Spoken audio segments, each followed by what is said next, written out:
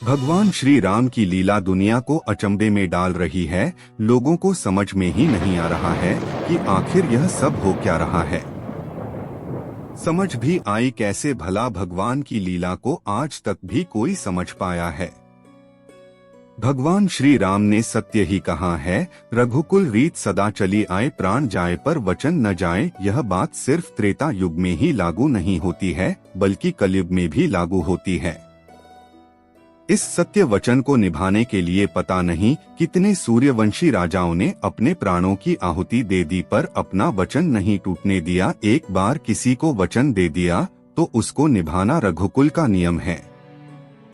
ऐसा सिर्फ सतयुग में नहीं बल्कि कलयुग में भी हुआ है। आपको इस बारे में पता चलेगा जब एक व्यक्ति के बारे न्यारे कर दिए रामलला ने। आखिर ऐसा क्या खेल खेला रामलला ने अपने भक्त के साथ, जानकर आप भी अचंभे में पड़ जाएंगे। आगे बढ़ने से पहले अगर आप भी प्रभु श्री राम के भक्त हैं तो वीडियो को लाइक करके कमेंट बॉक्स में जय श्री राम जरूर लिखें। प्रभु श्री रामलला के भव्य मंदिर का प्राण प्रतिष्ठा समारोह होने वाला था।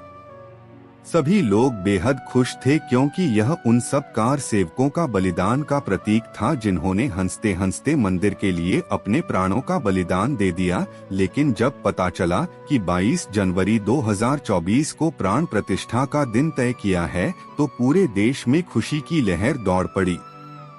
लेकिन सभी लोगों से आग्रह किया गया था कि कोई भी 22 जनवरी के दिन अयोध्या न आए, क्योंकि उस दिन केवल देश की बड़ी बड़ी हस्तियों को ही प्राण प्रतिष्ठा में सम्मिलित होने का न्योता दिया गया था। प्रधानमंत्री नरेंद्र मोदी ने देश के समस्त नागरिकों से 22 जनवरी के दिन दिवाली बनाने की विनती की थी और 23 जनवरी से सभी को अयोध्या आने के लिए निमंत्रण दिया था। भीड़ बहुत ज्यादा थी। इतनी सारी भीड़ में भगवान श्री राम का एक भक्त जो कि बहुत दूर पटना से आया था, 2 जनवरी को भीड़ बहुत ज्यादा होने के कारण वह दर्शन नहीं कर पाया। उसने सोचा 23 जनवरी को दर्शन करेंगे। वह भक्त सुबह नहा धोकर दर्शन के लिए निकला, लेकिन उस दिन भी भीड़ बहुत ज्यादा थी। फिर उसने सोचा लेकिन कोई बात नहीं, 24 जनवरी को दर्शन पक्का करूंगा। ऐसा सोचकर अगले दिन प्रभु राम के मंदिर में आया। उस दिन भी सुबह से रात हो गई। लाखों श्रद्धालुओं की भीड़ की वजह से उस दिन भी रामलला के दर्शन नहीं कर पाया। उस दिन वे भक्त बहुत परेशान हो गया कि वह कितनी बार जा चुका है पर प्रभु श्री राम जी के दर्शन नहीं हो पा रहे हैं। लेकिन उस बेचारे को क्या पता कि भगवान श्री राम जी उसकी परीक्षा ले रहे हैं। कहते हैं ना, भगवान ऐसे ही किसी का बेड़ा पार नहीं करते, पहले उसकी परीक्षा लेते हैं। जब भगवान किसी का साथ देने पर आए तो काल की भी हिम्मत नहीं पड़ती कि उसका कुछ बिगाड़ सके। ऐसा करते करते उस वक्त को काफी दिन बीत गए पर रामलला के दर्शन नहीं हो पा रहे थे। इधर घर से उसकी पत्नी का फोन आया कि वापस पटना कब आ रहे हैं, क्योंकि घर में आटा चावल सब खत्म हो गया था। उस व्यक्ति की कोई ज्यादा तो कमाई नहीं थी, वह जितना कमाता बस उतने में गुजरा करता था। पैसे से वह दर्जी था और थोड़े बहुत कपड़े सिलकर अपना और अपने परिवार का पेट भरता था। जब उस भक्त को भगवान श्री राम के दर्शन नहीं हो रहे थे तो वह उदास होकर पटना अपने शहर वापस चला गया। बेचारे के पास किराए तक के लिए पैसा नहीं बचे थे, क्योंकि अयोध्या में रहते रहते थोड़े बहुत पैसे साथ में लाया था, वह भी थोड़े थोड़े करके पैसे खत्म हो गए। जैसे भी करके उदास मन से अपने घर पहुंचा।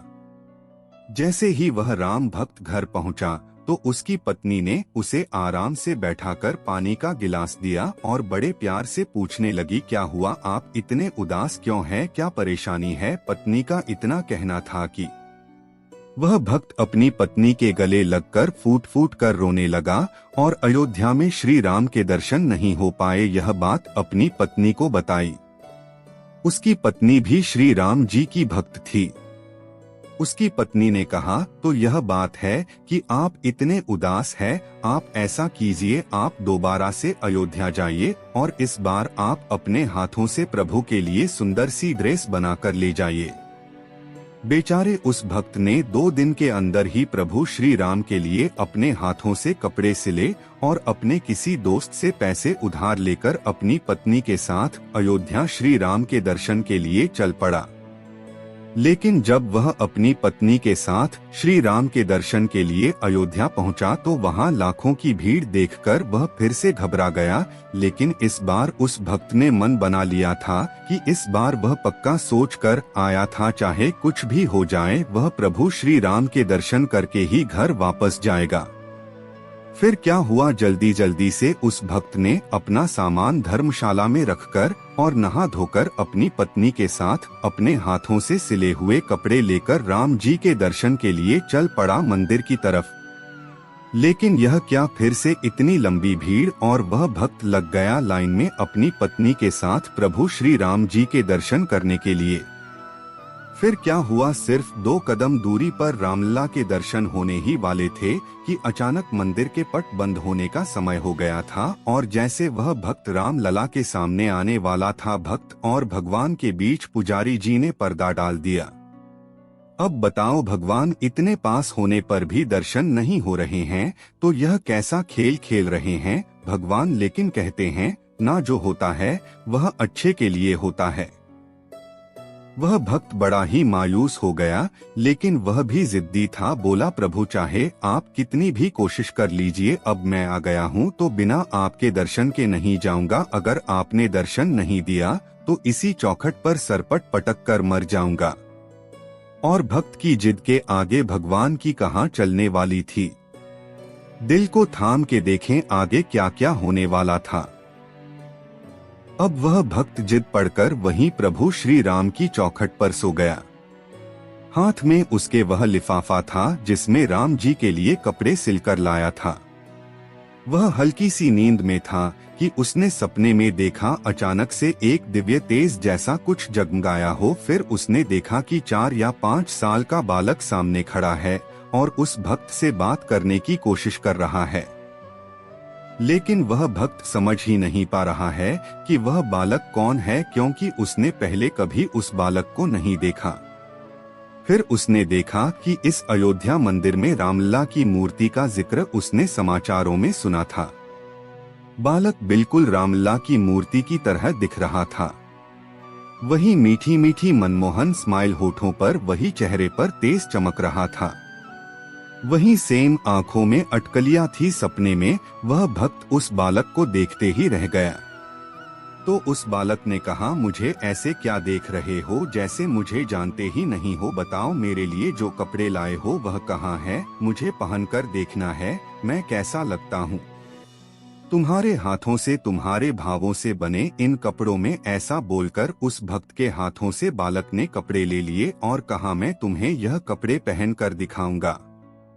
अब वह बालक बोला, यहाँ से तुम सीधा उत्तर दिशा में 1 किलोमीटर दूर जाना, वहाँ पर तुम्हें एक रुद्राक्ष लॉटरी वाला मिलेगा, उसे यह कागज दे देना और टिकट ले लेना, भूल मत जाना। इतना सुनकर वह भक्त हड़बड़ाकर उठ गया और उसने देखा सामने वही बालक हंसता हुआ जा रहा था और उसने वैसे ही कपड़े पहने हुए थे जो वह रामलला के लिए लाया था। अचानक उसका ध्यान अपनी सिली हुई ड्रेस पर गया जो वह भक्त रामलला के लिए लाया था। उसने जल्दी से लिफाफा देखा, लेकिन यह क्या, उसने देखा कि उस लिफाफे पर वह ड्रेस नहीं थी, सिर्फ कागज का एक टुकड़ा पड़ा हुआ था। उसने वह कागज देखा जिसमें कुछ लिखा हुआ था। अचानक उसे अपने सपने की याद आई। फिर उसने अपनी पत्नी को जगाया जो वही चौखट पर सो गई थी और उस भक्त ने अपनी पत्नी को सारी बात बताई।